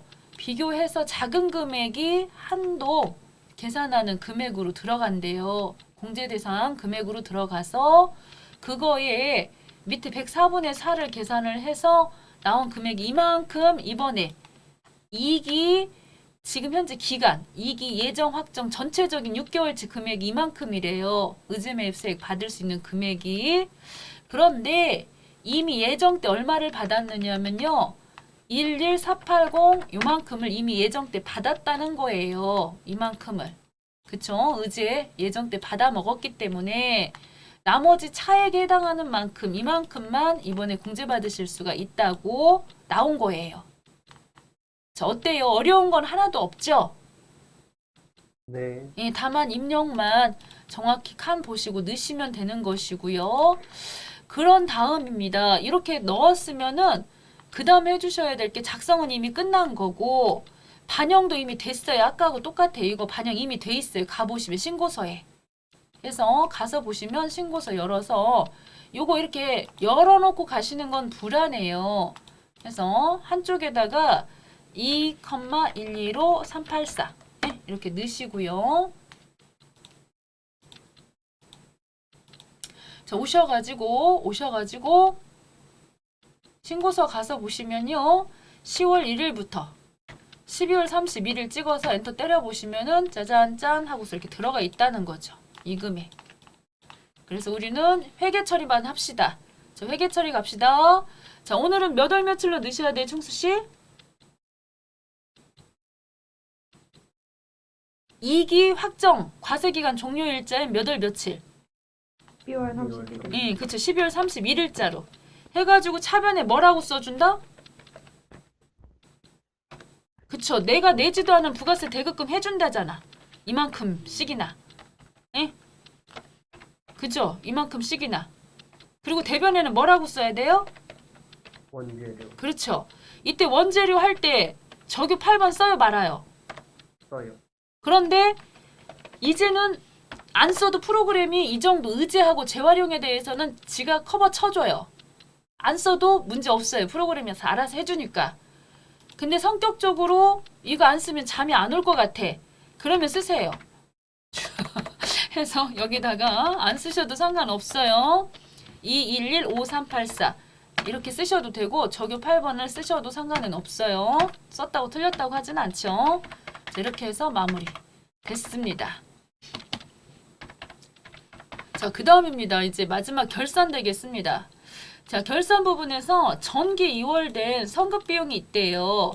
그래서 단기 이번에 도래됐대요. 보험료 판이래요. 그러면은 요렇게 정기분과 재무상태표 가서 보시면요. 32만 원짜리가 성급 비용으로 이미 처리돼 있던 게 있었겠죠. 이렇게. 그래서 이것에 대해서 자, 일반 전표입니다. 1월 1일 날짜. 이번 연도 이제 비용이기 때문에 차변에 있던 성급 비용 131인가요? 133인가? 자, 해서 그거 바꿔주셔야 되죠. 차변에 있던 거 32만 원 빼고 차변에 이번 연도 보험료다 해서 판매비와 관리비 쪽 보험료다 이렇게 정리해달라는 얘기니까 특별히 어려울 거 없죠? 1월 1일 날짜로 바꿔쳐주는 거죠? 네. 자, 그 다음에 3월 1일 날짜입니다. 아래와 같이 보험료 지급했고요. 전액 성급 비용으로 계정 처리했대요. 그러면 센스 있게 가서 봐야 돼. 일반 전표 3월 1일자. 가서 차변 쪽에 성급 비용이요? 그러면은 오늘은 바야흐로 몇 월 며칠? 12월. 결산이잖아요, 지금. 31일. 1일. 그러면은 이거 어디로 보내고? 대변으로 보내야죠, 성급 비용. 그리고 이번 연도 거 보험료 딱 잡아줘야 되죠? 네. 네. 우리가 결산을 지금 제가 정리를 하지 않았어요. 시간이 너무 갔기 때문에 해서 결산의 수동 결산과 자동 결산 항목들 해서 소선미, 외평, 유편, 미결산, 선납세금 그거 쭉 한번 정리를 해야 되는데 그거 못하고 지금 일단 이거 얼른 마무리 할게요. 시간 많이 됐으니까. 그래서 12월 31일자에 오셔가지고 대변 쪽으로다가 성급 비용을 뺀다 그거죠. 그렇게 하고 차변 쪽에다 보험료 쓰실 건데 요 보험료 금액 계산을 해야 되겠네요. 지금 현재로 봤을 때요. 요 월할 계산하라고 그랬고요. 지금 21년도 12월 31일이거든요. 자, 그러면 이 300만 원이 1년 거일 거 아니겠어요? 월할로 하라고 그랬으니까 300만 원 나누기 12달 해갖고 봤더니 25만 원씩이군요. 그래서 25만 원씩 10달분. 네? 왜냐면 1월하고 2월달 것만 성급분이니까 지금 현재 보시면 250만 원에 대해서 공장 거예요. 그래서 250만 원에 대해서 차변 쪽에다가 521번 보험료로다가 250만 원 잡으신다라는 거. 이게 공장 거라는 거 코드 번호 조심하셔야 되고 이미 처음부터 성급 비용이었었기 때문에 이번 연도 보험료가 얼마인지 잡아서 정확하게 당기순이익 계산한다. 그런 의미겠죠? 네. 네. 네. 자, 그 다음입니다. 마지막 문제가 되겠습니다. 퇴직급여. 충당부채 가겠습니다. 우리 회사가 1년이 되면 이 법적으로 지급하기로 되어 있는 퇴직금에 대해서 추계라는 말 뜻은 뭐다? 생산부 1년 이상 근속한 사원에 대해서 퇴직금 계산해보니까 4천만 원 줘야 돼요. 그리고 관리부 1년 이상 근속한 직원에 대해서 5천만 원 줘야 돼요. 그랬는데 충당부채가요. 지금 1,200만큼이 있어 이미. 여긴 2천만큼이 있어. 그렇기 때문에 빼주세요. 빼가지고 여기는 2,800만 원 보충. 2,800 보충. 됐죠? 그 다음 여기는 얼마만큼 보충? 1,000만 원. 3,000 보충. 됐어요. 해서 2,800과 3,000만큼을 가서 자동 결산에다가 넣으시면 되겠습니다. 결산자료 입력해 와서 1월부터 12월. 쭉쭉 오셔가지고 일단 요 제품 매출 원가 쪽에 오셔서 요 쭉 오시면요. 그 중에서 노무비 쪽에서 여기 저 전입액 칸에다 넣으시는 거예요. 금액은 2,800을 딱하니 넣어주셔야 돼요. 여기 생산부니까요. 차액만큼만 보충. 그 다음에 쭉 오셔서 관리부 것도요. 판매비와 관리비 쪽으로 오셔가지고 항상 전입액 칸에다 넣으십니다. 퇴직급여. 거기다가 3,000 딱 넣으시고요. 그렇게 하고 상단에 전표 추가 해서 예 눌러주시겠고 그런 다음에 어디 가야 돼요? 합계 잔액 시산표를 갑시다. 안 가도 되죠? 그러나 가서 본인 스스로 이렇게 쭉 내려가지고 퇴직급여 충당부채 295번 여기 금액이 9천만 원 즉 여기 있던 4천과 여기 있던 5천만큼 이렇게 준비가 돼 있으면 끝나는 거니까 9천만큼이 돼 있는지 확인하라 그 뜻인 거죠. 됐고요. 그 다음에 이제 잉여금 나왔네요. 잉여금. 그래서 마지막으로 우리가 결산의 흐름상 손익계산서를 먼저 가는 거예요. 수동결산 아까 했고요. 일반 전표에다가 보험 부분 자동결산 하나 했고요. 그 다음 손익계산서 가서 12월 달 찍어가지고 정확하게 당기순이익이 얼마요? 앞에 세 글자만 기억해 줍시다. 그런 다음에 이렇게 잉여금에 오셔가지고 151이 잘 왔습니다. 당기순이익 잘 넘어온 거 확인됐죠? 그런 다음에 여기다가 처분 예정일 2022년도 2월달 28일 자 정기권은 2021년도 2월달 28일 넣으시고요. 나머지 현금 배당에 얼마를 주요 잠깐만요. 아이고 자 현금 배당에 자 10분의 1을 이익준비금으로 적립해야 되는 거 아시죠? 이거 네 해서 200만 원 여기 하라고 써있죠. 이익준비금 그 다음에 주식배당금 1,000만 원 넣으시고요. 이 부분하고는 상관없이 뭐 눌러준다? 전표 추가. 그쵸. 전표 추가 딱 해주셔갖고 완전히 일반 전표에 마무리가 되게끔 12월 31일자 해서 수동 하나 있고요. 수동 분계 있고요. 그 다음에 자동 있고요. 그리고 나머지 잉여금 딱 있으면 마무리가 되고 끝나는 거예요. 자, 오늘